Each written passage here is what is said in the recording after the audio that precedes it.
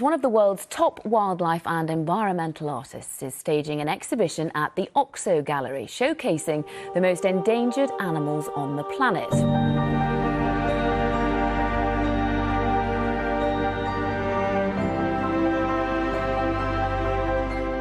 She travelled to the Arctic and captured polar bears on camera. From her studio in Sussex, Sophie Green uses her images from the wild to create something super special on canvas. No detail is too minuscule. Thousands of tiny brush strokes are transformed into the marvels of the natural world. I gave up trying to count hours a long time ago. I used to try and count how many hours, but because it takes days and days of me sitting there in front of the canvas, I just couldn't count the number of hours exactly, but I paint every day, and a piece will usually take between 1 or 2 months. But for Sophie, that time and concentration has helped her.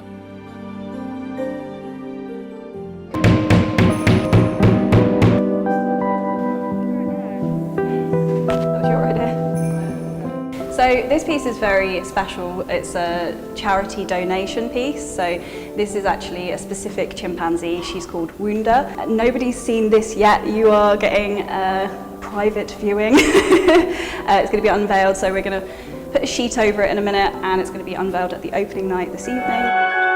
Last year I went to the Arctic, and I was very lucky to go on an expedition to learn more about the wildlife and the impact of climate change. And I decided whilst I was out there that I wanted to put together a collection of pieces and make people feel more connected with nature.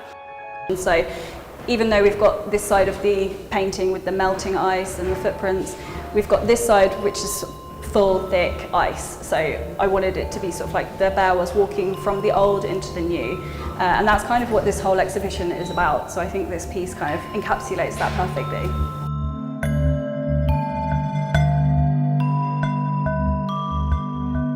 I was talking to a friend about the impermanence of just everything in general. It's kind of a fact of life, as nothing is permanent, and I thought that would be a great name for the collection, because not only does it kind of symbolise the impermanence of many of these species, unfortunately, but it's also kind of ambiguous and open to interpretation. So potentially there could be an impermanence of our problems too, and there's more of a sort of hopeful side to the collection as well.